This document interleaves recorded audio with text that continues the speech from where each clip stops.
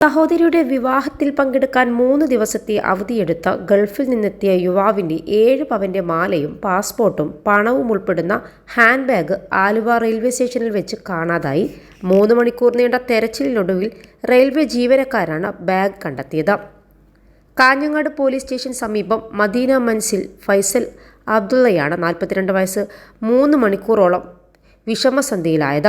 Aluva railway സ്റ്റേഷനിൽ ഇന്നലെ പുലർച്ചെ 5:30 മുതൽ 8:30 വരെയാണ് ബാഗ് നഷ്ടപ്പെട്ട ഫൈസലിനൊപ്പം റെയിൽവേ ജീവനക്കാർ, പോർട്ടർമാർ, ടാക്സി ഡ്രൈവർമാർ, RPF എന്നിവർ തെരച്ചിൽ നടത്തിയത്.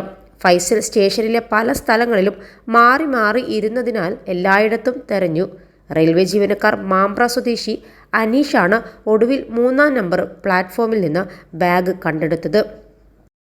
+2 ഡിഗ്രി കഴിഞ്ഞവർക്ക് വേൾഡ്സ് ഫസ്റ്റ് AR/VR ക്ലാസ് റൂമിലൂടെ സ്മാർട്ട് ഫോൺ എഞ്ചിനീയർ ആവാം. കൂടുതൽ അറിയാൻ വിളിക്കൂ ബ്രിഡ്കോ ആൻഡ് ബ്രിഡ്കോ. ഫൈസലിന്റെ സഹോദരി ഖദീജയുടെ വിവാഹം നാളെയാണ്. ഇതിൽ പങ്കെടുക്കാൻ സൗദി അറേബ്യ വിമാനത്തിൽ നെടുമ്പാശ്ശേരിയിലെത്തിയ ഫൈസൽ 5:30 ടാക്സിയിൽ ആലുവ റെയിൽവേ സ്റ്റേഷനിലെത്തി. പോർട്ടറുടെ സഹായത്തോടെ വലിയ ബാഗ് 3-ാം നമ്പർ പ്ലാറ്റ്ഫോമിൽ എത്തിച്ചു.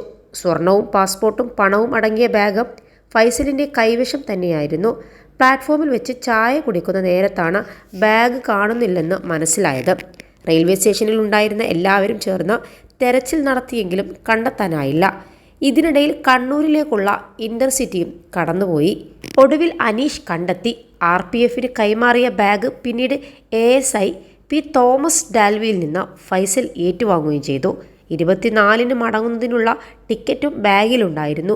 20 വർഷത്തോളമായി വിദേശത്ത് ജോലി ചെയ്യുന്ന ഫൈസൽ അവധിക്കെത്തിയ ശേഷം 1 മാസം മുമ്പാണ് മടങ്ങിയത്.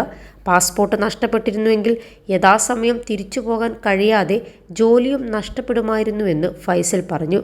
ബാഗ് കണ്ടെത്തി തന്ന എല്ലാവർക്കും നന്ദി പറഞ്ഞാണ് ഫൈസൽ നാട്ടിലേക്ക് ട്രെയിനിൽ മടങ്ങിയത്. 21 ലക്ഷത്തോളം സന്തുഷ്ടരായ ഉപഭോക്താക്കളും 2 ലക്ഷത്തോളം തിമിര ശസ്ത്രക്രിയകളും പൂർത്തിയാക്കിയ മലബാറിലെ ഏക കണ്ണാശുപത്രി അൽ സലാമ ഹൈ ഹോസ്പിറ്റൽ റോഡ്, പെരിന്തൽമണ്ണ.